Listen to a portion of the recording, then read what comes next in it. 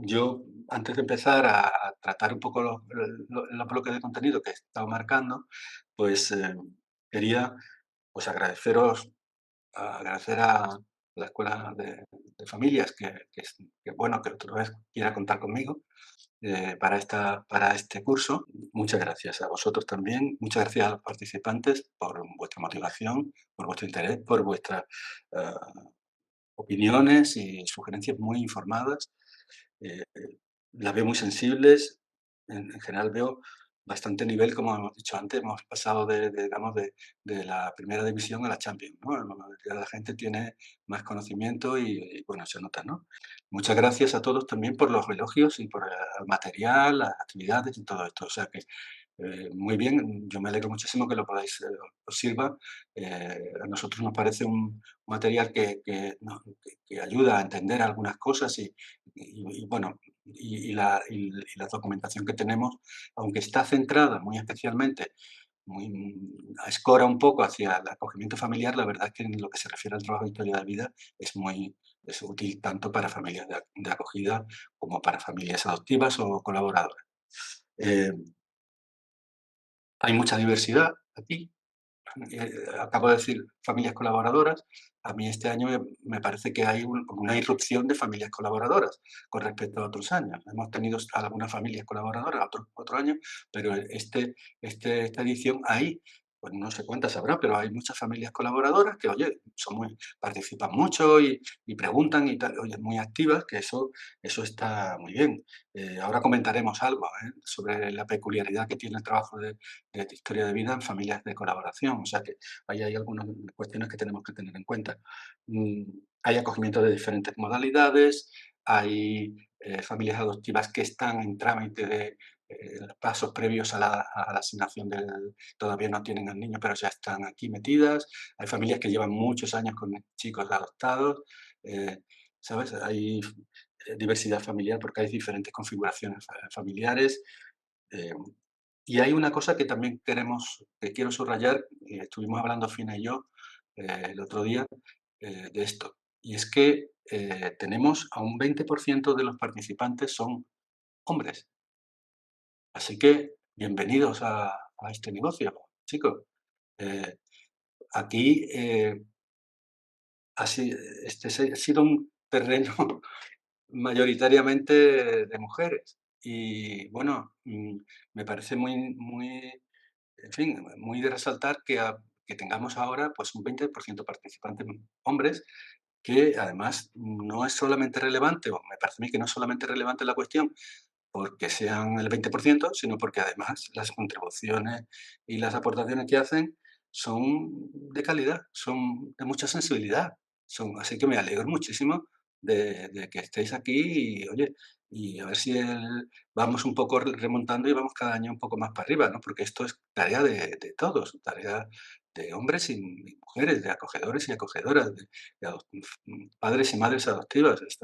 Esto es tarea de todos, ¿no? Parece que se está rompiendo esa barrera un poco de la eh, feminización de este tipo de cuestiones de cuidados y atención y medidas de protección, ¿no? Así que en este sentido considero que es una buena noticia. Entonces, el primer bloque es sobre trabajo de historia, es el trabajo de historia de vida y trabajo de historia de vida y libro de vida, ¿vale? Creo que este es un tema que hemos tenido que abordar aquí casi en todas los foros, ¿no? Porque, la impresión que da es que se identifica el trabajo de historia de vida con el libro de vida. Muchas de las cosas que aparecen en el foro, yo no he empezado todavía a hacer el libro de vida, pero voy a empezar dentro de poco, o esto, hice un libro de vida. Parece que trabajo de historia de vida es igual al libro de vida, y eso no es así. El trabajo de historia de vida es algo mucho de carácter mucho más general. Se puede hacer trabajo de historia de vida sin coger un libro de vida para nada. Es decir, es una actitud, es una actitud abierta hacia la comunicación, empática, con disponibilidad, para hablar sobre el acogimiento familiar, sobre la adopción, sobre la colaboración, para hablar con el niño o con la niña de sus orígenes, de su situación presente, de su futuro.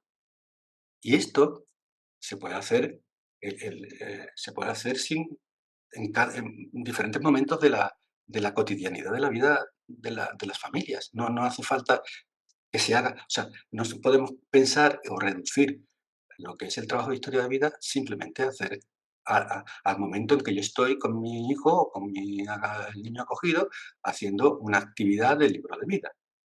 El resto del tiempo no es teoría de vida.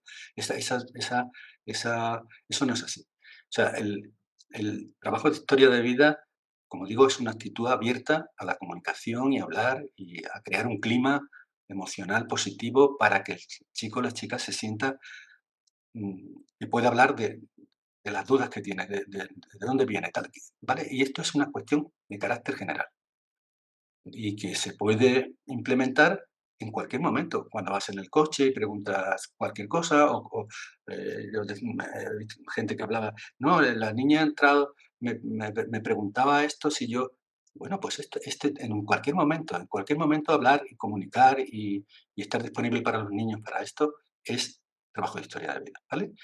Ahora bien, desde el punto de vista técnico, para facilitar las cosas, para que esto se pueda hacer de una manera más o menos sistemática, con, abordando unos temas de una manera que permita pues, a ir asimilando el contenido, ¿no?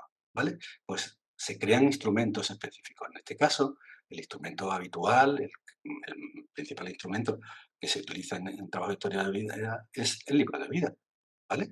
Entonces, lo digo porque veo que mucha gente dice: "No, yo no voy, es que no lo puedo".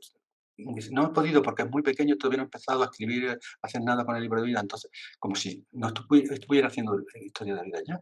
Es que aunque el niño no pueda participar en las actividades, o no pueda escribir, no pueda dibujar, tú puedes hablar con el niño de las cosas, o puedes hacer un dibujo, o puedes sencillamente, leerle un cuento. Puedes hacer, es decir, y todas esas actividades que puedas hacer ahí, pues oye, son también una manera de acercar, de facilitar esa comunicación, de crear un clima positivo de entendimiento y de comunicación sobre estos temas. El libro de vida está muy bien porque el libro de vida está estructurado, oye, tiene unas actividades y ya te pones con el chiquillo con motivación y tal, y entonces esto es estupendo porque se va reflejando ahí todos de una manera más o menos sistemática. Pero no es solo, hacer el libro no es solo hacer trabajo de historia de vida, hay más maneras de hacerlo. Además, hay otras muchas técnicas que se pueden utilizar. En el material que tenéis aparecen varias de ellas, ¿no? El cofre del tesoro, el flujograma, el ecomapa, ¿sabes? Podemos utilizar juegos, manualidades, hay muchas maneras de afrontar. De hecho, cuando pensamos que los niños no quieren hablar o no quieren escribir, es que el niño no le gusta escribir, no puede hacer nada, no puede hacer nada porque es que no le gusta escribir. Bueno, que no le gusta escribir no es un obstáculo para el trabajo de historia de vida. Vamos a buscar otra manera, a través del juego, a través del cuento, a través del dibujo, a través de, ¿vale? O sea, no es solamente hacer el libro de vida o hacer las actividades del libro de vida. Os digo otra cosa con relación a los libros de vida. Ya como hay familias adoptivas y familias acogedoras, lo tengo que decir, hay diferentes tipos de libros de vida. El que nosotros os proponemos, que aparece ahí, que podéis descargaros y todo, es un libro de vida para el acogimiento familiar y el acogimiento residencial, ¿vale? Para que los niños que están en el acogimiento familiar y el acogimiento residencial. Y luego hay otros libros de vida específicos para la adopción. Eh, entonces, hay los libros mm, que se utilizan normalmente en la adopción, son libros que llamamos narrativos. Es decir, son libros que empiezan pues reflejando en el propio libro la historia de los padres adoptivos antes de cómo eran, por ejemplo, cómo eran cuando eran chicos, qué es lo que les gustaba jugar, cómo se conocieron la pareja, ¿no? Cómo se conoció, cómo tal, cómo surgió la idea de adoptar, cómo no sé qué. O sea, medio libro es lo que hace, cómo surge todo, cómo es la historia de la familia que adopta. Y llega un momento en que eso pues se dice, bueno, pensamos adoptar y tal cual, y entonces a partir de ahí es cuando aparece el niño. Entonces, y ahí tú vas poniendo el viaje que hiciste. Cuando decidimos, por ejemplo, adoptar, pues tuvimos que ir a hacer un curso de formación, tuvimos que pasar unas entrevistas de idoneidad, tuvimos que hacer esta documentación, esta otra, tuvimos que, si fue la adopción internacional, tuvimos que viajar a tal sitio. Es decir, todo esto está en el libro, Historia de vida. Y luego aparece el niño aparece, cómo fue la sensación que te trae. Un ejemplo de este tipo de... Y todo esto va, digamos, alargándose a lo largo del tiempo, ese tipo de libros de vida, ¿no? El ejemplo que yo siempre saco a relucir es el de este libro, que es el más conocido, sin duda, de todos, ¿no? ¿Eh? ¿Está derecho? Sí, Sí, vale. Jesús, se lee. Este. Bueno, pues Lo pongo en el chat. vale, este libro, bueno, a mí me parece que está muy bien hecho. Y esto vale principalmente para familias adoptivas, ¿vale? Entonces, tú vas reflejando, es un modelo de libro de vida con actividades y que lleva un hilo narrativo desde el principio hasta el momento, ¿eh? A lo largo del tiempo que estás. Puede alargarse todo lo que quieras, ¿vale? Pero claro, coges al niño desde el principio. Este es un tipo de libro narrativo que se llama. Y el otro que tenemos nosotros, el que hemos propuesto, es un tipo de libro que se llama aquí, ahora, o por así decirlo, estructurado. Es decir, no es una historia que se va ocurriendo así, sino que tiene, pues, mi familia de origen. Cuando llegué a casa de mi familia acogedora, mis amigos y el colegio, ¿sabes? Son como temas que van apareciendo, y cada uno de esos temas, digamos, tienen una serie de actividades que tú puedes completar, que puedes hacer, ¿vale? Y son 2 maneras de hacer libros de vida. Lo digo porque a lo mejor encontráis algunas familias adoptivas, encontráis que el libro, tal y como está planteado, el libro este de Viaje a mi historia, pues es como que se os queda un poco extraño. Y es porque esta es la razón. Este es un libro principalmente pensado para familias de acogida, para niños y niñas que están en acogimiento familiar o acogimiento residencial, ¿vale? Eh, Eso con respecto a los libros. Por lo tanto, no identificar trabajo de historia de vida con libro de vida solamente, aunque esa es una técnica que está muy bien y que ayuda mucho, ¿vale? Eso por un lado. Luego, cuando hablamos de que es digamos, una actitud o una abierta a la comunicación, yo digo que las familias, los niños que están en acogimiento familiar, los niños que están en la adopción, necesitan 2 cosas, ¿eh? Una, saber, ¿eh? Saber, necesitan saber cómo es que yo no vivo con mi padre. ¿Por qué no vivo con mi padre? Mi padre biológico, me refiero, ¿eh? Eh, ¿Cuándo me ocurrió aquello? ¿Cómo fui hasta tal sitio? Necesitan saber, reconstruir el hilo de su historia. Más o menos, no todo, no hace falta saberlo todo, pero una cosa hay que poder poner ese hilo en marcha, ¿no? Eso por un lado. Y por otro lado, es decir, necesitan tener datos, información, necesitas esto. Y por otro lado, la otra gran pata del asunto es saber, digo, perdón, sentir, sentir. Por un lado saber, por otro lado sentir.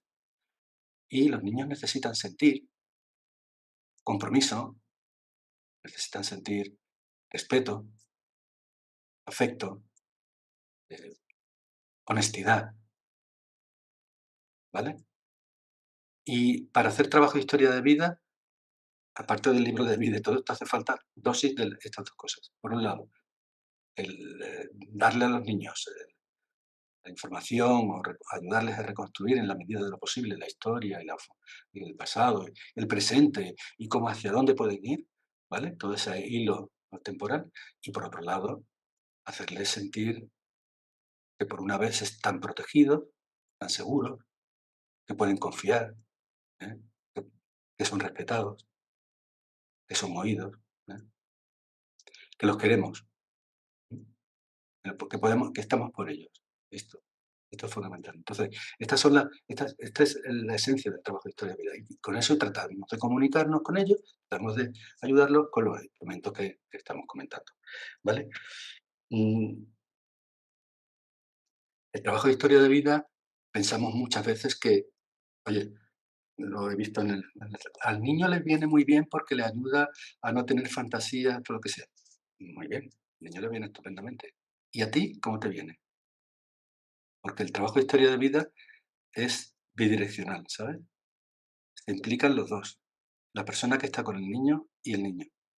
Entonces, no es simplemente, no es que le sirva a los niños, claro que les sirve a los niños, por supuesto, pero te sirve también a ti.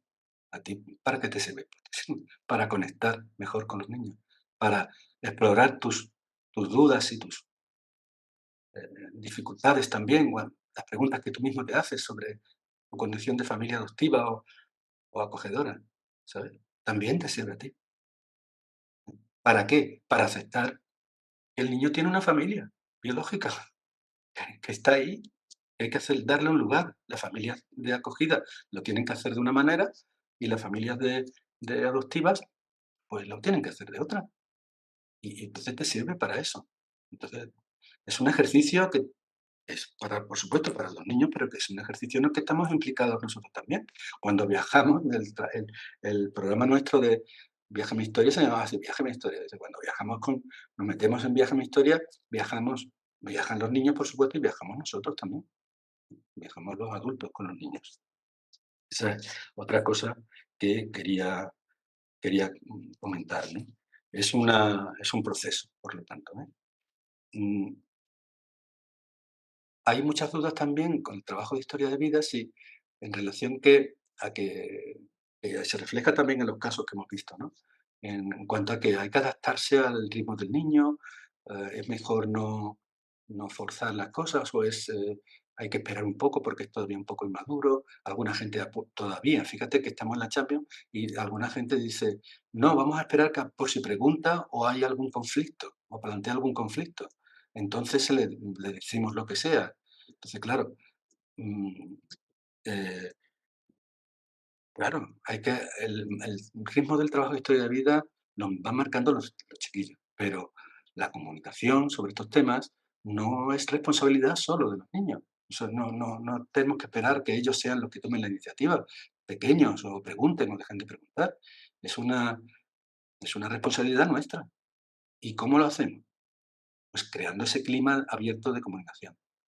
De disposición a hablar de cualquier tema, a fortaleciendo los vínculos que tenemos con los chavales, para que ellos confíen en nosotros y que puedan sentir que pueden hablar y preguntar de cualquier cosa, y que puedan hablar, espontáneamente de lo que tienen en la cabeza. Hay un libro que es muy interesante, bueno, una publicación muy interesante que creo que habéis leído algunos porque lo habéis puesto en el foro, y si no lo habéis leído, no dejéis de hacerlo, que me parece fundamental porque es hablar de la adopción cuando es difícil, se llama. Está en el material que tenemos nosotros en la unidad, ¿vale? Y ahí te vienen como trucos que tú puedes hacer para darle a entender a tu hijo que tú estás pensando cosas sobre la adopción, por ejemplo, qué bien dibujas, seguro que en tu familia de origen había alguien que dibujaba muy bien. Bueno, ¿sabes? Y entonces, claro, ¿sabes? Dejas caer esto y el chiquillo piensa, uy, pues, o sea, lo que a mí yo tengo en la cabeza lo tiene esta persona también. Que hay trucos para movilizar toda esta cuestión, ¿no? Y por lo tanto, es importante graduar esto, dejarle al niño el espacio para que también tenga su ritmo y sus cosas, no forzar las cosas, pero es un encaje muy fino, ¿eh? Es un encaje siempre muy fino. A veces los chiquillos tienen dificultad para expresar, no sé por qué digo lo de los chiquillos, también lo tenemos los adultos, ¿no? Para expresar nuestras emociones.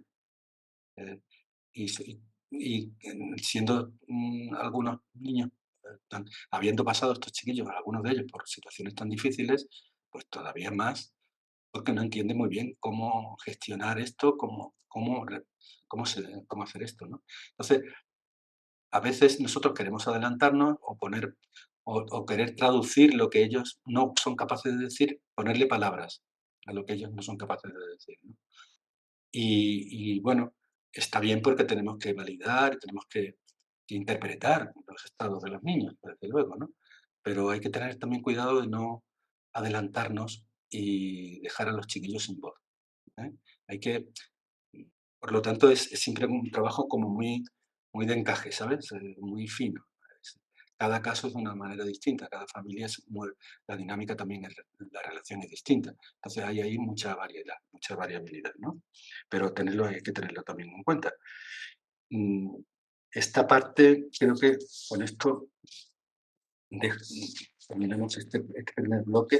El segundo sí, la segundo era relación con las familias colaboradoras, que antes habíamos hablado, que había muchas familias colaboradoras. He visto que algunas preguntan si pueden hacer el trabajo de historia de vida, que iban a consultar con el centro de tal. Bueno, eh, vamos a ver. Mm, la peculiaridad concreta, la idiosincrasia concreta de la colaboración, creo que introduce algunos elementos o algunas limitaciones al trabajo de historia de vida que voy a comentar con vosotros a continuación en un momento. En primer lugar, lo que me parece que hay que tener en cuenta en la colaboración es que la mayor parte del tiempo el niño o la niña o el chico o la chica vive o sigue viviendo en el centro de protección. Sigue viviendo en el centro de protección con sus compañeros, con sus educadores, ¿vale? Y va a la colaboración, pues, algún fin de semana o las festividades, las vacaciones, y eso es fundamental para ellos, desde luego, pero la mayor parte del tiempo los chicos están en su centro, ¿no? Esa es una cuestión a tener en cuenta.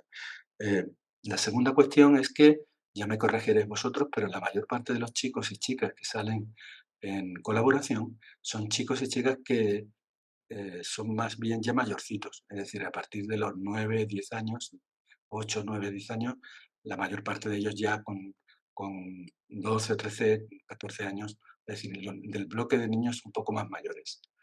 Y son niños que han estado en centros de protección durante un largo periodo de tiempo y que no han tenido o no tienen un entorno familiar de referencia, ¿no? Entonces, claro, eh, muchos de estos niños o algunos de estos niños, no digo muchos, pero algunos de estos niños han trabajado con sus educadores en los centros algunos temas del trabajo de historia de vida o han desarrollado alguna actividad o han hablado de estos temas de alguna manera, ¿no? Entonces, ¿qué puede ocurrir? Pues que pueda, si yo cojo un fin de semana al chiquillo que tengo en colaboración y me pongo a hacer actividades o le pregunto o empiezo a plantearle cosas y tal, eh, puede ser que eso interfiera con el proceso que haya seguido ese chico, esa chica en el centro con sus educadores. Por lo tanto, creo que requiere mm, ponerse en contacto con el centro de protección, requiere ponerse en contacto con el educador o educadora de referencia de este chico o esta chica, y esto, cualquier trabajo que vayamos a hacer debe ser un trabajo conjunto y coordinado, ¿vale? Si no es posible hacerlo de esta manera colaborando colaborando estrechamente, además, con el educador o con tal, es mejor que no hacer nada o por lo menos no hacerlo de una manera, digamos, con tu iniciativa. Otra cosa es que tú le respondas al niño a lo que él te pueda plantear, que eso siempre hay que tratarlo, ¿no? Entonces, bueno, esta es la cuestión. ¿Se puede hacer trabajo de historia de vida en esas condiciones? Claro, se puede hacer, siempre en conexión con lo que haya venido haciendo el chico o la chica en el centro de protección, en colaboración estrecha con el profesional o el educador y siguiendo las mismas normas y actividades que se hacen, que se pueden hacer en otras medidas de protección o en otras, ¿sabes? Porque en ese aspecto las cosas no cambian mucho, ¿eh? Pero bueno, habría que quería comentarlo porque he visto que más de una persona tenía dudas sobre si se puede hacer o no se puede hacer. Claro que se puede hacer, pero hay que hacerlo, creo yo, de esta manera, ¿eh? No hacerla por tu cuenta sin tener en cuenta lo que se hace en el centro y, por supuesto, eso no, porque es que el chico pasa mucho tiempo, que la chica pasa mucho tiempo también en el centro, ¿vale? Mm, Otra cuestión. Esta cuestión sí. Aquí hay bastante tela que cortar porque me ha sorprendido, no me ha sorprendido, no me ha sorprendido, pero creo que es la primera vez por lo menos que yo recuerde, los últimos cursos, donde se ha hecho más referencia a los problemas escolares, a la cuestión de los problemas que viven las familias acogedoras o las familias adoptivas también, por las dificultades que tienen sus hijos o los menores que acogen en su integración académica, con otros compañeros, con los profesores. Hay varios, he señalado varias cosas, ¿no? Alguna gente dice que han tenido malas experiencias en el colegio, eh, que no son atendidos adecuadamente, que no les ayuda a nadie, que algunos de ellos piensan, no sé si creo que era algo que estaba pensando hacer, no que lo había hecho, sino que estaba pensando yo casi viendo lo que el panorama que hay, las dificultades y tal, prefiero no decir nada en el colegio. O sea, como no dar información de no decir que el niño es adoptado, me refiero al profesor ¿no? O que es acogido, ¿no? Pero no voy a decir nada porque si digo algo se va a saber que se ha acogido o que ha estado en un centro de protección y entonces va a padecer un orillamiento, el estigma de los niños que están en los centros, ¿me entiendes? En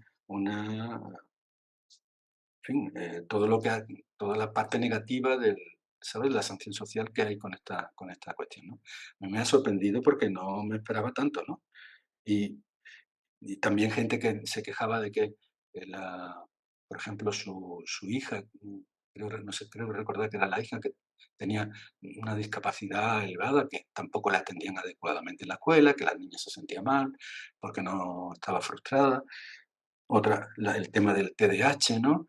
Que si, eh, como tienen problemas de atención o de regulación de la conducta o de planificación de la tal, pues estos niños tienen una conducta que no encaja bien en el tema escolar y pues oye, los profesores tienden a rechazarlos, a tener problemas, este tipo de dificultades, ¿no? Entonces, bueno, eh, algunos incluso he visto un testimonio que me ha parecido muy interesante porque dice, mi mujer y yo queremos preparar un libro especial para entregárselo al profesor o a profesora del colegio para que, para que él sepa qué es lo que pasa, y no sé, sí, como una especie de libro de vida, pero para el cole, ¿no?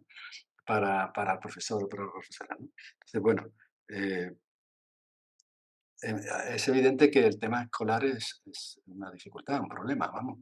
Eh, Nosotros venimos trabajando mucho, digo nosotros, el Departamento de Psicología Evolutiva y de la Educación de la Universidad de Sevilla, hemos estado trabajando en temas de educativos, no solamente con familias, sino también con el profesorado y hemos hecho algunas contribuciones que no sé si conocéis, pero si no las conocéis, tenéis que conocerlas.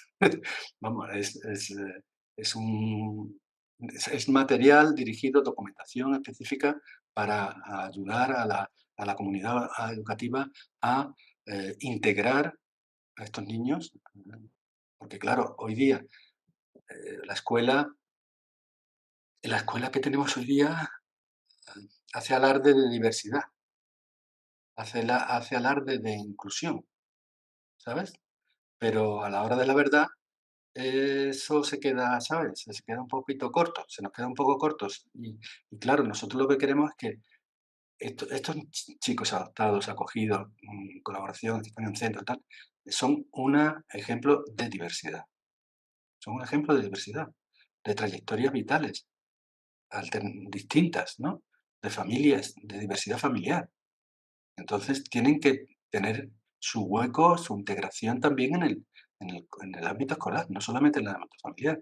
Y fijaos que os digo, muchas familias con las que yo hablo de acogida, que es lo principal, yo me dedico sobre todo a temas de acogimiento familiar, muchas familias de acogida, eh, el problema principal que tienen no es, o el que dicen que tienen, vamos, problemas siempre surgen y dificultades pueden surgir, claro, pero el principal problema que tienen ellos es más bien el derivado del colegio, de las dificultades que el niño tiene, a lo mejor para sacar adelante los estudios, las clases, ¿no? Las notas, de la integración social, de lo que, ¿sabes? Esta parte de aquí les preocupa mucho y supone un problema importante, ¿no? Entonces, para nosotros yo creo que, eh, aquí lo que pasa es que, bueno, la escuela le cuesta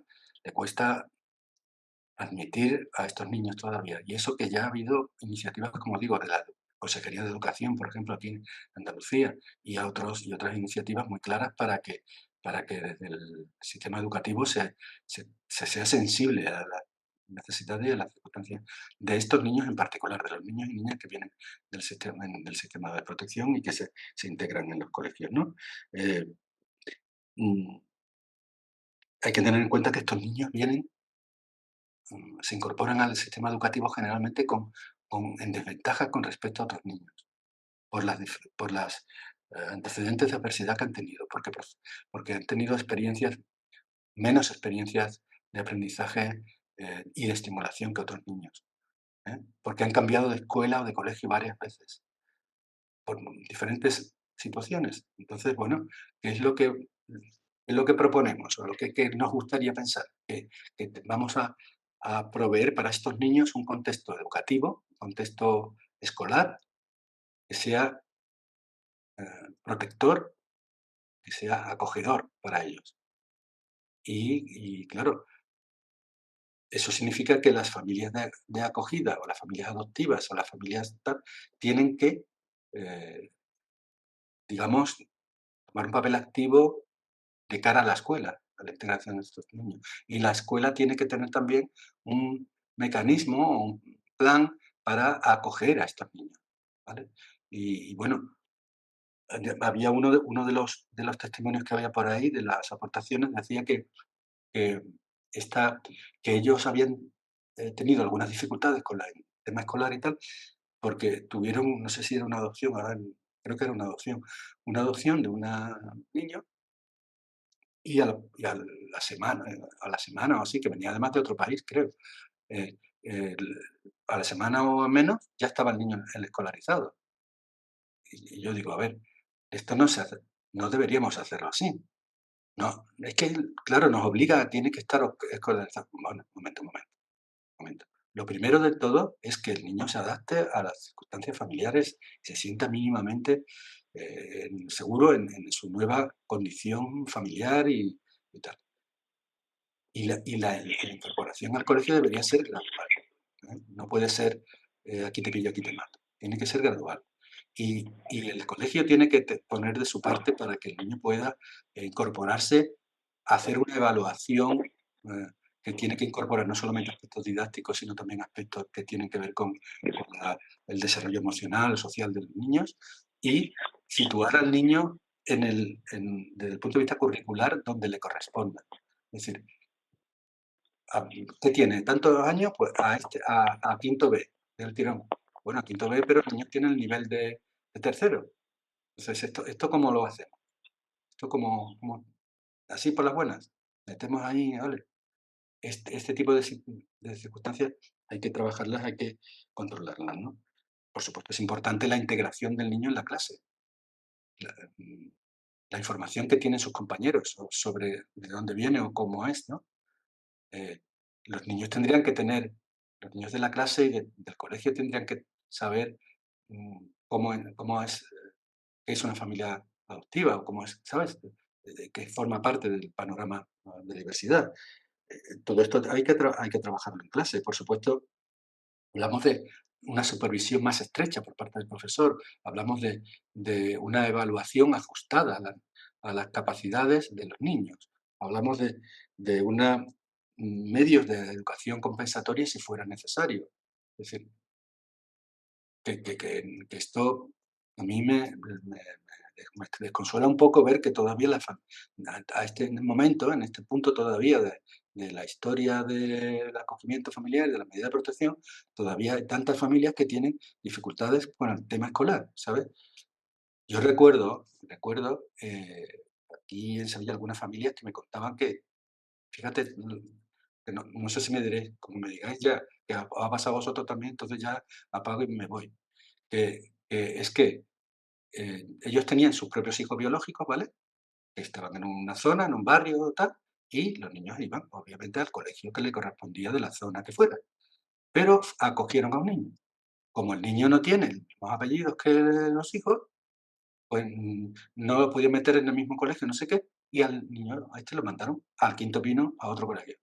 Entonces, lo que tenían que hacer todas las mañanas los acogedores era dejar a los niños al del Quinto Pino, ¿no? Volver al otro y llevar a los otros niños a otro colegio. Claro, ¿cómo lo resolvían? Pues nada, poco menos que una manifestación en la puerta de la Delegación Provincial de Educación, ¿me entiendes? Para que el sistema educativo fuera un poco sensible con estas cosas.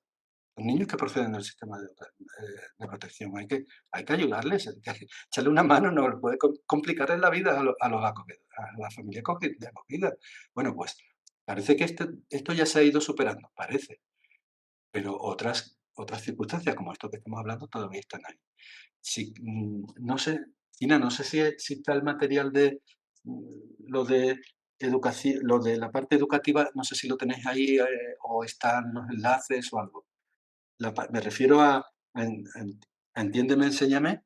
Sí, lo puedo sí, yo tengo pongo ahora el enlace en el chat. Ujú. Tenéis, mira, este es un documento, se llama Entiéndeme, Enséñame, ¿vale? Que bueno, pues lo hicimos entre Jesús Palacio, un servidor y un par de compañeras de mi departamento hace ya algún tiempo. Entonces, este es un documento dirigido a la comunidad educativa, es decir, a los profesores de primaria y secundaria, a los padres de alumnos de primaria y secundaria de todos los colegios de Andalucía, ¿vale? Y aquí ¿qué es lo que hace esto? Pues explica cómo son los niños y niñas que son adoptados, que son acogidos y que tienen que incorporarse al colegio, qué necesidades tienen, qué dificultades. Intenta explicarle tanto al profesorado como a los propios alumnos y a toda la comunidad qué se puede hacer, cómo debemos interpretar la conducta de estos niños, qué recursos educativos podemos movilizar para ayudarles, ¿vale? Este es uno.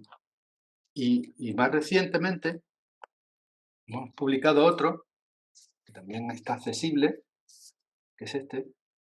Bueno, el título es, bueno, esto está en catalán, pero está también o sea, que no está solo en catalán, está en catalán, castellano e inglés, ¿vale? Entonces, es parecido a esto, lo que pasa es que aquí se desgrana más detalladamente todo lo que la parte educativa que hay que hacer, ¿vale? O dicho de otra manera, el, el profesor o el centro en el que va tu hijo debería conocer esto, o esto, o mejor las dos cosas, ¿sabes? Y, y lo que es increíble es que después de que este documento se publicara hace ya prácticamente 10 años, todavía hay, no hace poco fui a una jornadas que hubo, que me dijeron que fuera allí a hablar con las familias y tal, le pregunto, había profesores, ¿no? Le pregunto, oye, ¿y esto? No lo conocía nadie. Entonces, eh, quizás vosotros podéis ayudar un poco a que desde la comunidad educativa se conozca más y sean más sensibles al tratamiento de las cuestiones educativas de estos chicos y chicas, ¿no? Eh, bueno, eso era He puesto respecto. los 2 enlaces a los libros en el chat. Vale. Vamos, creo, desde luego Entiéndeme, Enséñame, este es vamos, os lo recomiendo especialmente porque me parece muy interesante, se puede leer muy bien y os aclara un montón de cosas que tienen que ver con cómo son los chicos y qué dificultades y necesidades tienen, cómo afrontan el tema escolar y cómo se puede responder a esto, ¿no? Entonces, bueno, ayuda a todo el mundo, pero a los profesores desde luego. Eh, el siguiente bloque es un bloque, vamos, ya va quedando menos, ¿no? Porque hay un par de cosas más. Eh, es una cuestión sobre información. Por un lado, he visto que hay bastantes quejas con respecto a la información que tienen la familia. ¿Sabes? que es poca información, tal. Y luego, por otro lado, algunas cuestiones relacionadas con la dificultad o los problemas que puede dar compartir o dar más información de la cuenta, ¿eh? Entonces, he visto que hay bastantes familias que se quejan de que eso, de que no tienen información suficiente para hacer trabajo de historia de vida, que algunos incluso con un tono es decir, de cabreo, digamos, contra la administración, porque no le dan datos, que lo ha pedido, que ha pedido alguna información y lleva no sé cuántos meses esperando y no le han dado lo mínimo. En fin, a gente que está enfadada con este tema, ¿no?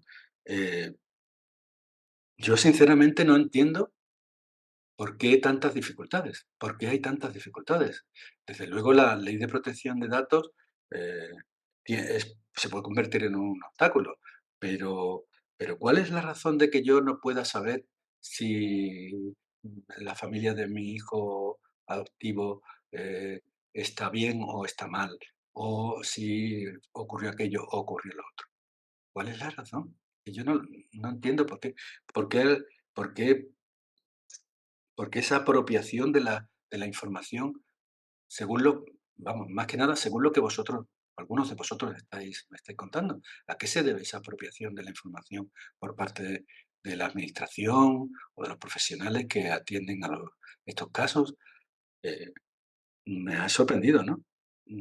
Yo creo que a veces yo creo que podemos, yo con las familias sobre todo yo ya os digo, conozco sobre todo familias de acogida que yo conozco, la mayor parte de la gente eh, obtiene la información que necesita, que a lo mejor no es toda, pero es la que necesita mínimamente para hacer las actividades y para hablar con el chiquillo o lo que sea, y la obtiene no directa por la fuente directa, no por el expediente o por no, sino a través de los propios profesionales del acogimiento familiar, de la gente que trabaja en las entidades de acogimiento, que les filtran cierta información, siempre preservándolo, a lo mejor la identidad o manteniendo algunas cuestiones que sean más delicadas a salvo, ¿no? Pero les llega la información que ellos puedan necesitar para saber, ¿no? Entonces, no entiendo muy bien por qué esta dificultades para la información. Eh, Luego, al margen de esto, tenemos que explorar quizás fuentes de información. Fuentes principales de información yo veo que son 3. Uno es el niño o la niña que te puede contar lo que vivió, lo que sintió, lo que hizo. Luego tenemos, por supuesto, los profesionales que están en torno al acogimiento familiar o la adopción. Y tenemos también a la familia biológica.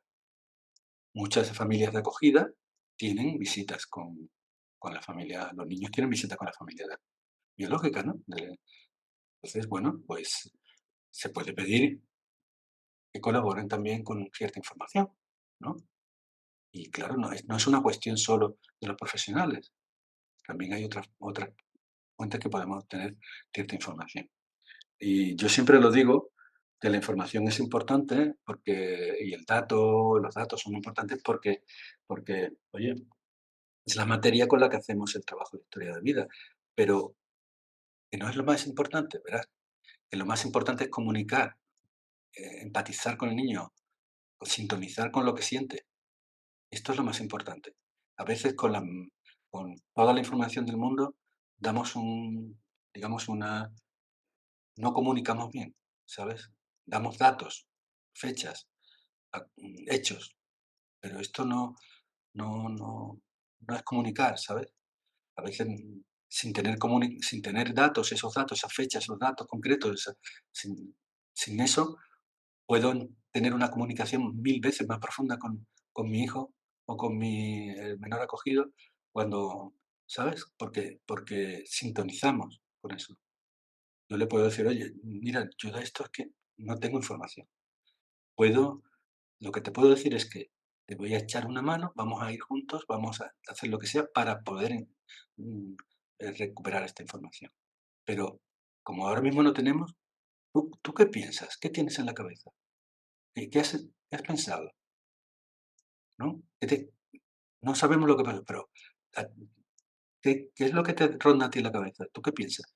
Intentar hablar, y remover esto un poco, también porque lo más importante son las fantasías, las expectativas, ¿no?, que hay ahí, las circunstancias. Y esto puede llevarnos a una comunicación, mucho más efectiva, mucho más que sintonice mucho más con la emocionalidad de los chiquillos, que simplemente dar, pues, una sí, pues tú estuviste tal fecha con tal familia, luego fuimos a la otra y tal, y dar esa información así como muy factual, sin entrar en otras cuestiones más emocionales, ¿no? Por lo tanto, es importante, por supuesto, pero también esas cuestiones. A veces yo también pienso, em, que qué información que yo no lo sé, ¿eh? No lo sé porque nosotros cuando hemos hecho, trabajo de historia de vida con algunos niños y tal, la verdad es que teníamos bastante información, no toda, pero teníamos bastante información. Y yo me pregunto, ¿cuánta información realmente necesito yo para hacer el trabajo de historia de vida? Yo, ¿cuáles son los detalles que yo necesito saber para hacer el trabajo de historia de vida? ¿Sabes? Pensando en cómo comunicar con el niño, pensando en cómo sintonizar con el niño. Pero a veces pensamos nosotros, cuando nos ponemos a pensar en nuestro hijo adoptado o el menor acogido, pensamos que nos gustaría saber o sentimos que querríamos saber nosotros, tú o yo, el que está con el niño, más de lo que es para quedarme yo tranquilo también.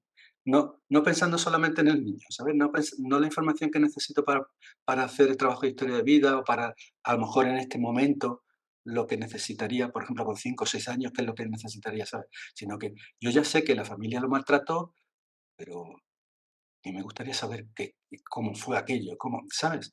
Entonces, eh, a veces nosotros queremos saber, digo, no tanto porque queremos incorporar esa información al trabajo de historia de vida o porque fuera necesaria esa información para hacer el trabajo de historia de vida, sino porque nos queremos quedar nosotros también tranquilos, nos queremos quedar nosotros también tranquilos con eso, saber para poder quedarnos nosotros también más tranquilos, saber si le pasó aquello o lo otro, algunos detalles que a veces, pues no sería necesario incorporar, por lo menos no sería eh, incorporar en un primer momento, o a lo mejor se podrían incorporar, pero ya más adelante, no a lo mejor cuando el niño tiene 5 años, sino cuando ya el niño es más mayor.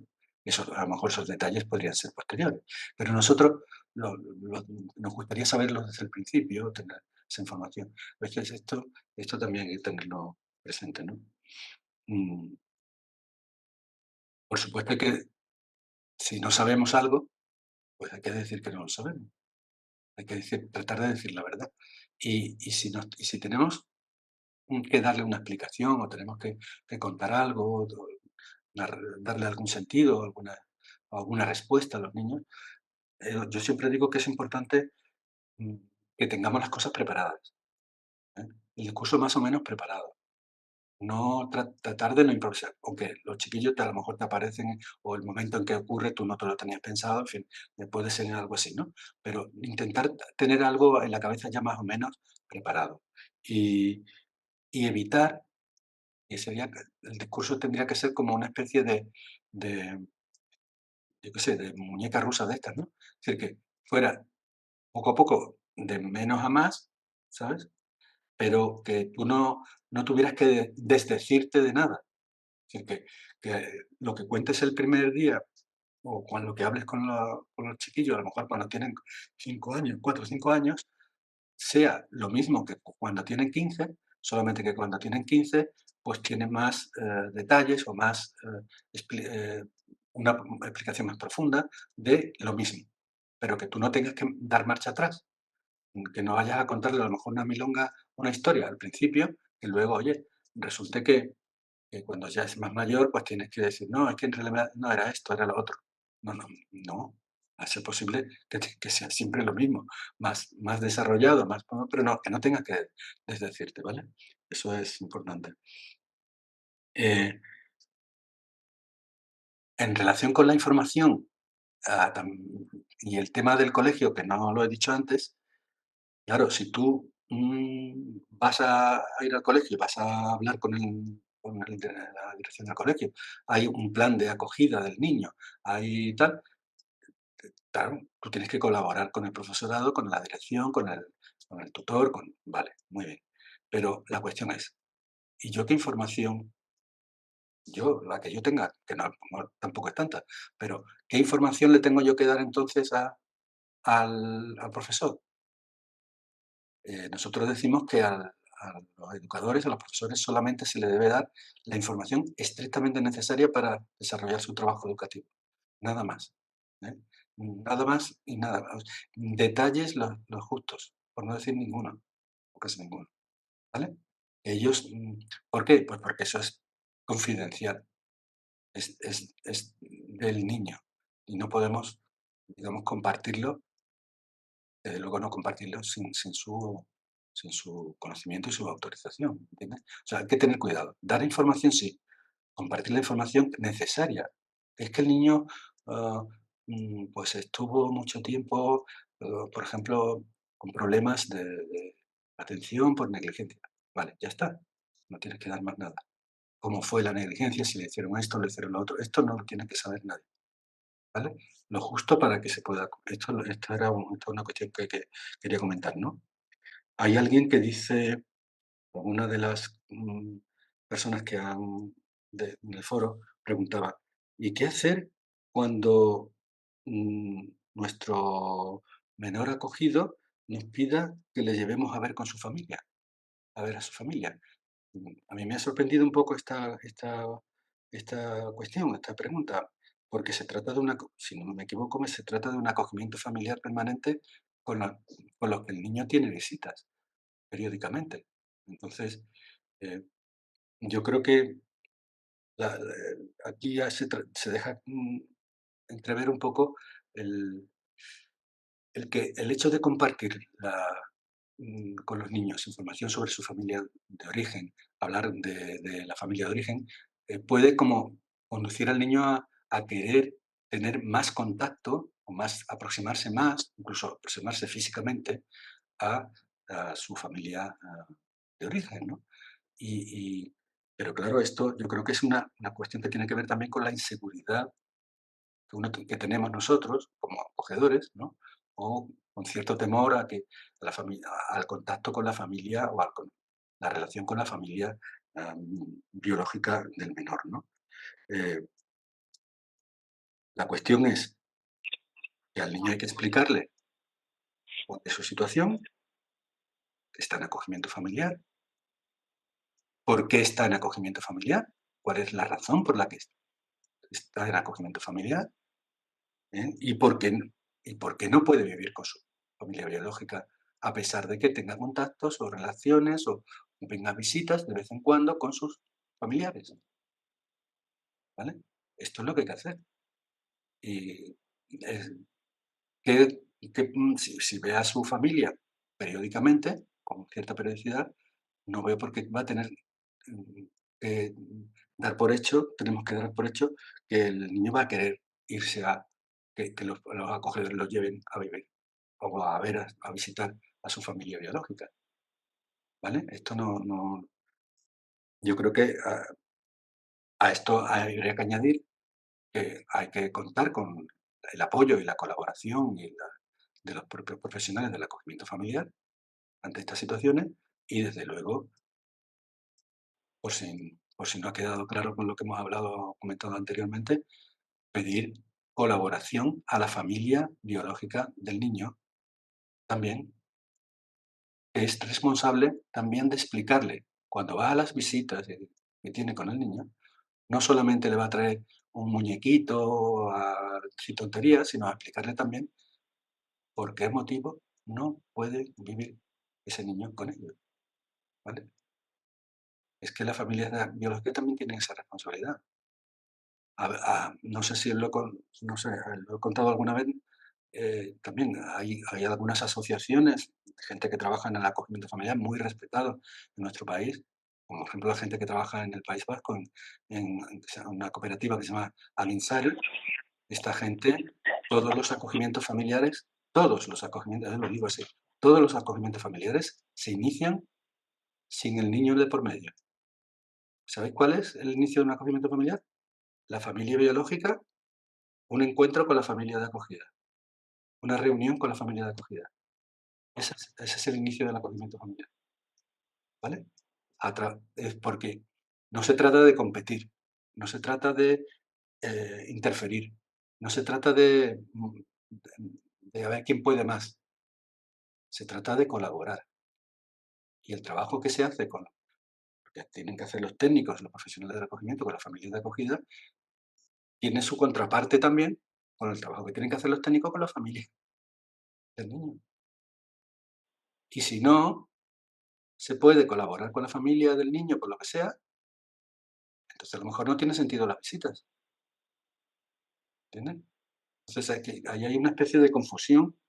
No sé muy bien si es porque yo no me he enterado bien de lo que contaba esta persona o porque, en fin, o porque hablaba de un acogimiento temporal. Me parece que era un acogimiento temporal que pasaba luego a permanente, lo cual me parece un poco extraño porque son idoneidades distintas, pero bueno, en fin. Es decir, que ahí hay una cuestión a tener en cuenta bueno, que dar información y hablar del tema de la familia biológica no tiene por qué ser una amenaza, un peligro, ¿no? Para la relación que uno tiene con los niños de acogida. Otra gente también nos comentaba aquí que había tenido un libro de vida, eh, que había recibido un padre adoptivo, me parece que era, un libro de vida de cuando su hijo estaba en acogimiento familiar, una familia de urgencia, me parece, o así. Y que en ese libro de vida venía, por ejemplo, el nombre de la madre, la edad que tenía, no sé si una foto también de la madre, y él eh, quería empezar el trabajo de historia de vida o continuar el trabajo de historia de vida con su hijo adoptado y tenía dudas de si debía compartir con su hijo estos datos, esta información tan concreta de la madre del niño. Seguramente las familias de acogida recogieron esa información mm, de los técnicos de tal, y la incorporaron a un libro siendo el niño muy pequeño, ¿vale? Y claro, ahora el reto consiste en que esa información que está ahí, darle continuidad, y él dudaba si ese era el momento o no. Eh, mm, Nuevamente, yo creo que hay que graduar las cosas, ¿no?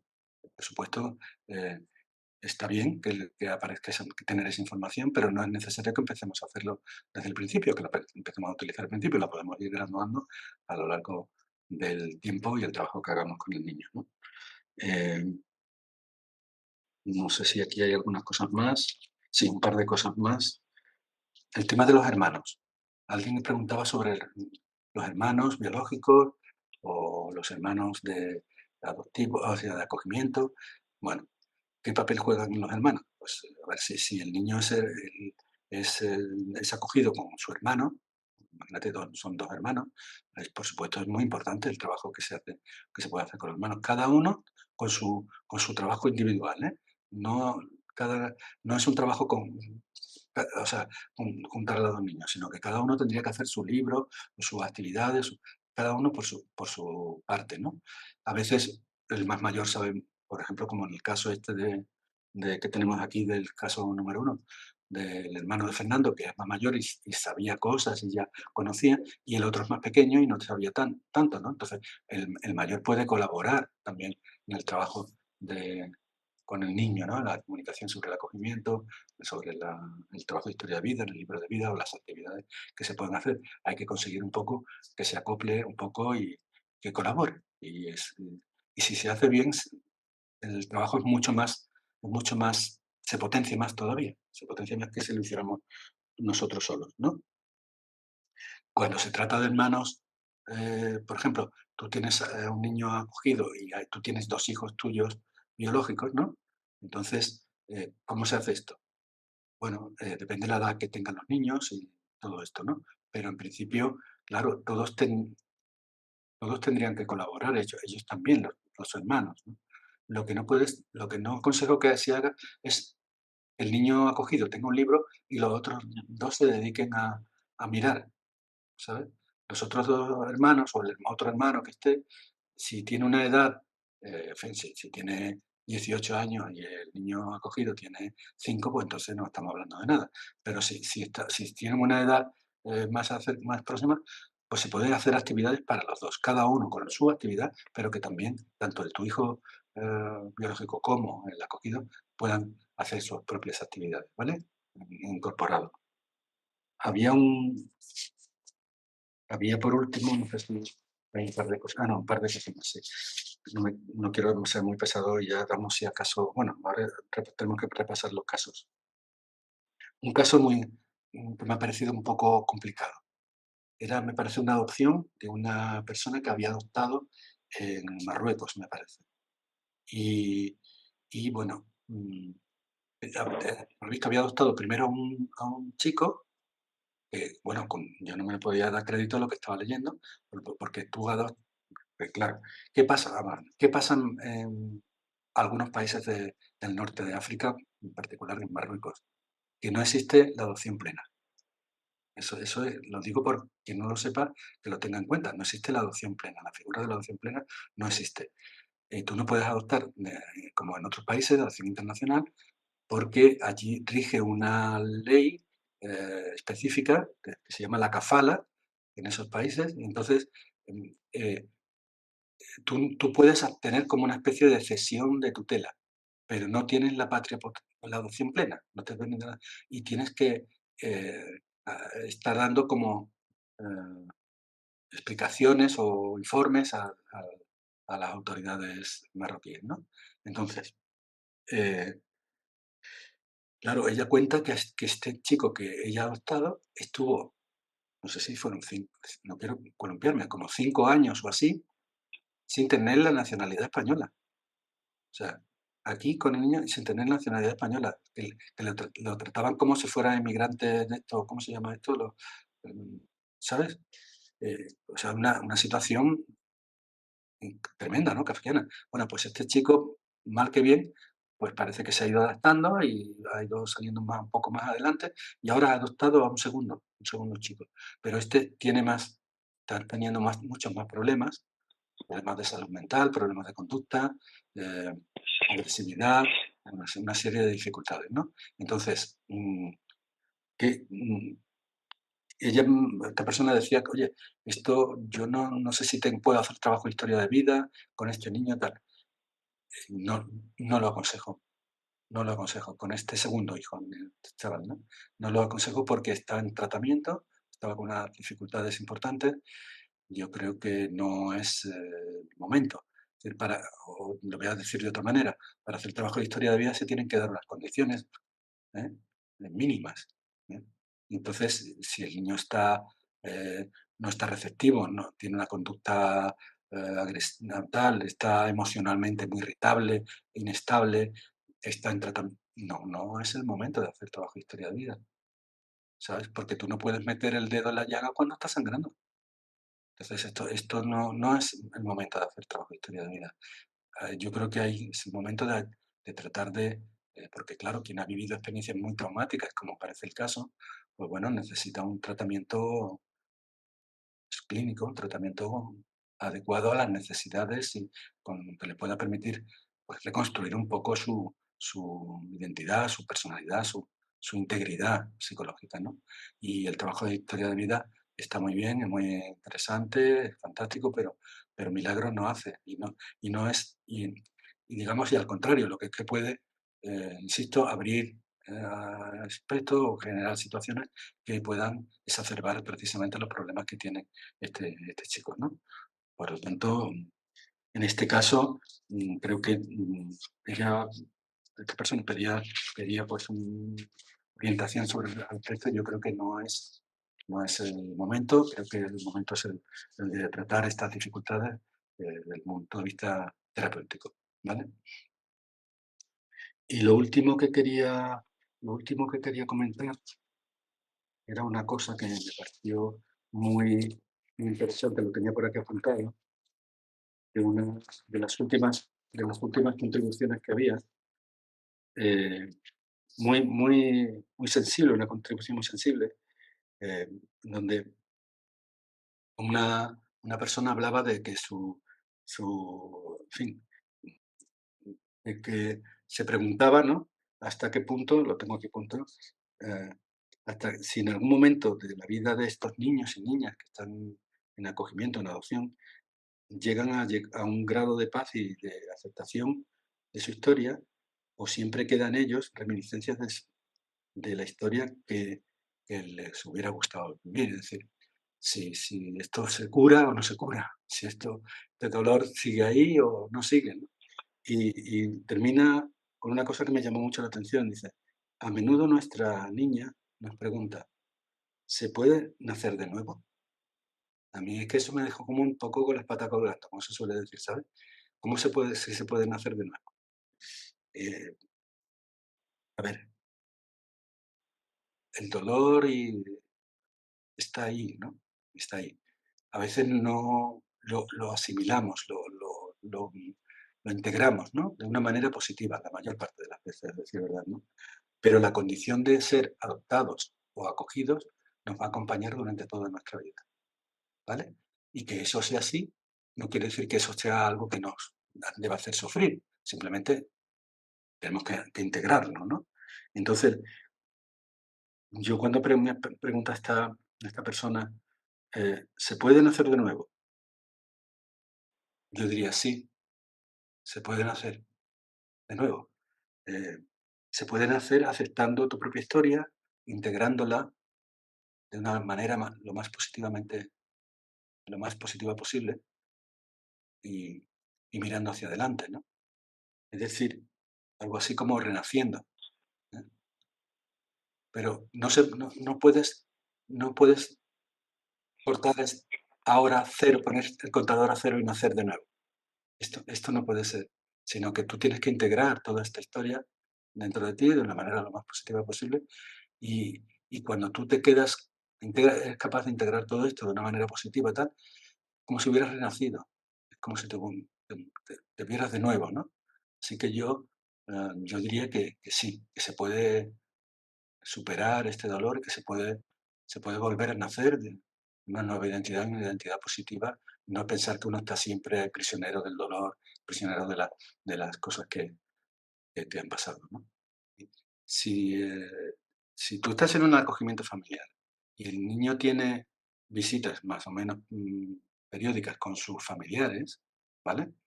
El niño tiene que saber, o sea, el A e I la primero es, tiene que saber que está en acogimiento familiar. Tiene que saber qué significa estar en acogimiento familiar y por qué está en acogimiento familiar. Explica lo mejor posible. Mira, no puedes vivir con tu familia, tú puedes verlos, los vemos de vez en cuando, pero no puedes vivir con ellos porque pasa esto, esto y esto, ¿vale? Se le explica. Que es que yo no sé cómo explicárselo. ¿Para qué están los profesionales del acogimiento? Echando mano y decirte cómo lo tienes que hacer, ¿vale? Y al niño le tiene que quedar claro que aunque puede ver a su familia, a sus familiares de vez en cuando, no puede vivir con ellos. Y si esto está claro, ¿por qué vamos a dar por hecho que el niño va a querer ir a visitar a su familia? Sí, ¿no? Y en caso de que quisiera hacer esto, habría que decirle que no puede, recordarle que no puede hacerlo por las razones que ya se le ha explicado. Y si insistiera y tuviéramos una, ¿para qué están los profesionales del acogimiento familiar? Para echar una mano, ¿no? En estas situaciones. ¿Y para qué están las visitas de la familia biológica? Pues habría que, yo si fuera el profesional, hablaría con la familia de acogida y me iría ipso facto a la familia biológica. Le diría, a ver, próximo día cuando vengan aquí le explicáis al niño o intenta hablar con el niño o dile al niño tal, hazle ver a esto, ¿entiendes? Porque ¿qué ocurre en muchas visitas? Lo sabéis seguramente mejor que yo, las familias de acogida. ¿Qué ocurre en muchas visitas? Porque no se supervisan bien o no se tiene cuidado y las familias biológicas transmiten mensajes que no son adecuados, ¿vale? No te preocupes que ya enseguida vas a volver con nosotros. cuando es un acogimiento permanente, ¿no? O, eh, oye, no querrás, ¿tú a quién quieres más? ¿A tu familia o a la familia? ¿Sabes? Mensajes de este tipo no se pueden dar. Entonces, a ver, ¿cómo se está trabajando con la familia biológica? ¿Me explico? Es que eh, no queremos nosotros, digo, con la mejor intención, las familias de acogida, intentar resolver o contestar todas las preguntas, pero el acogimiento es muy complicado. Entonces tienes que tener en cuenta que para eso están los profesionales, para eso están también eh, las ayudas que tiene que tener. Entonces, si esto queda claro y se explica, es que tiene 4 años. Bien, 4 años. 4 años es nada excelente para poder explicarle a los chiquillos a la manera en que ellos puedan entenderlo, que no puede vivir con su él puede verlos, pero por estas razones no puede ir. Y eso hay que hacer. El niño tiene que asimilarlo. Y si lo hace bien, no veo por qué no lo va a asimilar, ¿eh? Por otra parte, el niño, todo esto también depende de cuánto tiempo haya vivido el niño con su familia biológica anteriormente, cuánto tiempo lleva en acogimiento familiar, en fin, los tiempos y la cronología que tenga todo eso, ¿no? Pero claro, con 4 años se puede explicar. Vamos, ya te digo, es más fácil explicárselo con 4 años que cuando es más mayor, ¿sabes? Es el profesor, ¿me explico? Es un recurso que debería estar normalizado en el sistema educativo. Y mira que lo hemos intentado por activa y por pasiva y sigue estando ahí en el baúl de los recuerdos sin que nadie lo utilice, ¿no? O muy poca gente lo utiliza. Entonces, claro, eh, bueno, pues sí, oye, si no hay más remedio que ir allí con el librito y darle al tío con el libro en la cabeza, pues nada, a darle al tío con el libro en la cabeza. ¿Sabes lo que te digo? Es que es así, pero no debería ser así. O sea, es que cuando tú llegas ¿cómo debería ser? Pues llegas al colegio, te incorporas a un niño de acogida en el colegio, tú eres un niño de acogida, vas allí a hablar con el director tal, el director y el colegio tiene con la comunidad educativa un plan de acogida para estos niños especialmente diseñado para esto, con una evaluación inicial, con una tal, con una entrada gradual, con todo hecho en condiciones. Y al profesor que le tocaría estar con el chiquillo, pues tiene que tener también los conocimientos sobre cómo son estos chiquillos, las dificultades, tal, cómo puede hacer, qué recursos puede utilizar. Y esto no tendría yo que enseñárselo a él, sino que él lo tendría que tener incorporado, ¿sabes? Y por desgracia, pues veo que no es así. El caso de el caso uno, ¿no?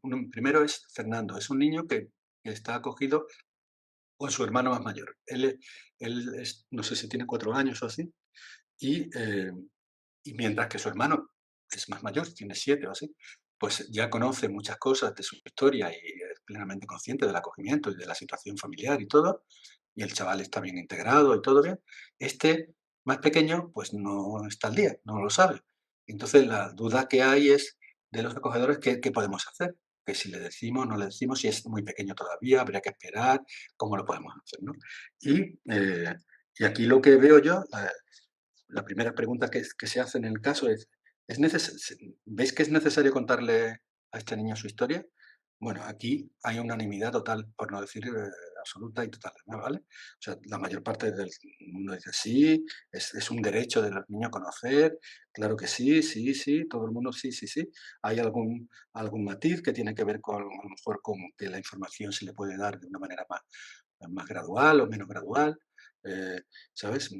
Adecuándolo a su edad, en fin. El niño debe crecer conociendo su historia, por supuesto. En fin, en esta pregunta todo el mundo está conforme y de acuerdo, básicamente, ¿no? El momento actual es, en fin, el momento este de los 4 años está en esta situación, es el momento adecuado. Aquí hay más dudas, ¿sabes? Alguna gente dice que sí, otra gente piensa que aún es muy pronto, ¿eh? Con 4 años. Yo creo que hay que tener claro que nunca es tarde, es decir, hay que empezar cuanto antes posible. Y el mensaje hay que darlo gradualmente, de manera que el niño lo pueda entender, pero hay que hablar. Si tú no rompes si no rompes el silencio, si no rompes esta barrera, conforme pasa el tiempo te va a costar más trabajo hablar. y tratar estos temas, ¿no? Así que alguna gente dice sí, es ahora, pero es un poco pronto, en fin, en esta parte algunas dudas, ¿no? Eh, hay alguien que dice, con 5 años no se puede contar nada que el niño no pregunte. Que es, por eso yo he dicho, uy, esto me ha sorprendido. Y el niño va a preguntar porque va a preguntar niño. ¿Eh? No, no, tenemos que tomar nosotros un poco la iniciativa en esto. No tiene que ser, la iniciativa no siempre es comunicar preguntando la palabra, no, no, es hacer el trabajo, digamos, más de juego, más de cuento, más de, ¿no? Acercarse un poco a estos temas y tratar de involucrar a su hermano mayor, también hay alguien que lo comenta y eso me parece muy interesante, involucrar al hermano en esta tarea y si se hace bien, pues seguramente que se incorpore todo con bastante naturalidad y todo funcionaría en principio bien, ¿no? Eh, ¿Qué más? ¿Cómo reaccionará? ¿Cómo reaccionaría este chico, no? Eh, Hay unos que dicen que va a reaccionar mal. Y otra por otra parte que piensa que va a reaccionar, con naturalidad o bien, ¿no? La verdad es que hay más gente que piensa que va a reaccionar mal, ¿eh? Que va a reaccionar mal, mm, asustado, dice una: "Seguro que llorará". Bueno, no sabemos si llorará, ¿no? Eh, Cada persona es distinta, pero le puede parecer negación, la rabia, incredulidad, O sea, la mayor parte de la gente tira más bien eh, para la parte dura, ¿no? De que el niño va a reaccionar mal porque la información teóricamente no es de gusto, ¿no? Alguna gente dice, puede que razone, que razone o que cuando hables con él razone con razonamientos inmaduros, dice. Si, por ejemplo, nosotros le hemos dicho al niño, tú no puedes vivir con tus padres o con tu familia porque ellos no saben cuidarte y no tenían dinero.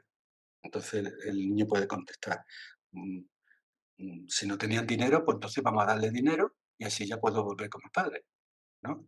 Y y y yo pienso, no, es que no, el razonamiento del niño no es inmaduro, lo inmaduro es la explicación que le damos nosotros, ¿vale? O sea, la no podemos es que eran muy jóvenes, como eran tan jóvenes no podían cuidarse. Bueno, pues vamos a esperar a que sean más mayores y ya cuando sean más mayores ya pueden cuidarme, ¿no? ¿Sabes? O no tenían dinero. Entonces, como no tenían dinero, entonces cuando tengan dinero ya podrán, ¿sabes? Los niños esa respuesta es de una lógica aplastante, ¿entiendes? No es nada, no tiene ninguna inmadurez. O sea, a veces lo que pasa es que nosotros tratamos con la mejor intención, tratamos de explicar las cosas y tal, y recurrimos a algunos argumentarios y a algunas cuestiones que, claro, no son demasiado simplistas, Y entonces, bueno, tenemos por eso digo que no se puede improvisar. Hay que tener siempre un poquito el tema trabajado con uno mismo, con la ayuda de los profesionales o lo que sea, ¿no? En cada situación podrá ser de una manera o de otra, ¿no? Alguna gente habla de que va a reaccionar de manera evitativa, porque tenía un apego evitativo. Bueno, la confusión entre lo que es el apego, los tipos de apego y la evitación como reacción o bloqueo también ya sería para echar un rato aquí, pero bueno, es decir, evitar un poco esa formación, esas situaciones, ¿no? Pero en general la gente, os digo, la gente que dice que reaccionaría bien, es la gente que dice, bueno, si se lo contamos adecuadamente, seguramente lo va a asimilar de una manera más natural. Es decir, que ponen el énfasis en que la manera en que tú lo explicas o lo trabajas con el chiquillo, eso va a contribuir a que él lo asimile de una manera mm, positiva, ¿vale? Que confío mucho en esa idea. Yo soy más bien de esta segunda parte, de que si se hacen las cosas bien, los chiquillos asimilan las cosas mejor de lo que creemos. Pero, pero, eso tiene también un límite. Y es que cuando tú dices vamos a ver, que a veces pensamos que contando las cosas bien vamos a evitar el dolor. Que contando las cosas bonitas, de una manera bonita, vistiéndolas bien, el chiquillo no va a sufrir. Y eso no es así. O sea, el dolor del abandono, el dolor de tal, está ahí. Y aunque nosotros tratemos de vestirlo de la mejor manera y esto es lo que hay que hacer, ¿vale? Tenemos que estar preparados también para sentir, para ver que el chiquillo, pues oye, sufre o tiene ese dolor y eso lo tenemos que ver y lo tenemos que aceptar como es, ¿vale? O sea que bien, pero en fin, con esos matices que estamos comentando, ¿no?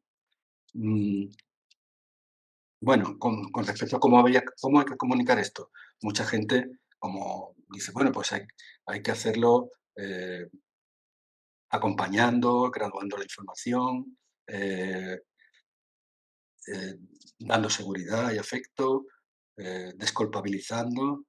eh, Esta es un poco la idea general. Alguna gente hace referencia también a utilizar cuentos, juegos, tal, y esto también me parece muy acertado, ¿eh? Esta es la parte, sería el primer caso de Fernando, y el segundo caso es el de María Luisa, que es una niña de 6 años que está en acogimiento familiar también, y aquí lo que se plantea es que esta niña, creo que lo comentaba antes, bueno, pues está en acogimiento, lleva relativamente poco tiempo, bastante poco tiempo, y, eh, y bueno, pues los acogedores tratan de prestarle afecto, tratan de acercarse a ella, tratan de hablar con ella sobre el tema, tal, pero la niña se mantiene distante, no quiere saber nada, evita el contacto físico, se pone muy seria cuando se hablan de estos temas y entra en una situación de aparente bloqueo, ¿no? Entonces, mm, la primera cuestión que hacíamos es cómo describiríais la reacción de esta niña ante la comunicación, ¿no? De estos temas, ¿no? Todo el mundo, yo creo que todo el mundo, por no decir eh, todos los que habéis estado, yo creo que el dedo en la llaga se pone totalmente, ¿no? La mayor parte de la gente hace referencia a, a un bloqueo, ¿no? A un bloqueo defensivo, digamos, ¿no? Mm, para protegerte de unas emociones, unas situaciones o unos recuerdos que tú no quieres, no eres capaz de gestionar, no eres capaz de entender y por lo tanto te mantienes un poco en esa actitud de bloqueo, congelado, ¿no? Eh, Mucha gente dice, es que la reacción es normal porque desconfía de la familia de acogida porque lleva muy poco tiempo. ¿Eh? Eh, en fin, está herida, ¿no? Dice mucha gente. Siente rechaza para no sentir dolor, ¿no? Bueno, la verdad es que muy bien, eh, muy acertados los comentarios, ¿no? Eh, ¿Cómo se siente la niña? Pues insegura, triste, sola, confusa, eh, sola también, que no tiene pertenencia, está asustada, puede sentir vergüenza, ¿no? Es decir, viene una descripción muy clara también, ¿eh? O sea, que la mayor parte de la gente también está aceptando un poco en esta idea, ¿no? ¿Cómo se sienten los acogedores? Que quieren acercarse y ven que no pueden por esta situación, ¿no? La mayor parte de la gente también describe esto con mucho acierto, ¿no? Se sienten preocupados, perdidos, sin saber qué hacer, impotentes, frustrados, como es lógico, claro, ellos quieren acercarse, quieren expresarle ese cariño que sienten, ese deseo de protegerla, de esa proximidad física, y claro, se ven frustrados ante esa situación. Y no saben qué hacer, no saben, son tan impotentes, perdidos, ¿no? Mm, Tienen que buscar el apoyo, probablemente el apoyo técnico, ¿no? Para que le eche una mano y ver cómo se podría afrontar esa situación, ¿vale? ¿Por qué reacciona así? Pues, aquí también hay bastante unanimidad, ¿no? Lleva poco tiempo en casa, evitar el dolor, es demasiado pronto para tratar de según qué cosas o acercamientos, eh, es un mecanismo de evitación, no confía en los adultos. Bueno, por supuesto, todo esto tiene sentido, que es lo que se trataba, ¿no? Y al final este ejercicio termina con 2 partes. Una, estrategias que pensamos que serían positivas para comunicar y para hablar conectar con esta chica, esta niña, y, estrategias que pensamos que son negativas. Y entonces, yo he puesto aquí las que veo que se han repetido más, y la verdad es que prácticamente todo el mundo coincide en lo mismo, ¿no? Tanto en la parte positiva como en la parte negativa, ¿no? La parte positiva. verbalizar lo que la niña pueda estar sintiendo y mostrarle nuestra disponibilidad, eh, validar sus sentimientos, eh, tener paciencia y respetar sus tiempos, fortalecer los vínculos con juegos, con actividades, eh, hacerle sentir a ella que no está sola, que la vamos a acompañar, ¿vale? Evitar, o sea, hacer una aproximación progresiva, ¿eh? Leerle cuentos y utilizar recursos como juguetes, muñecos, etcétera, ¿eh?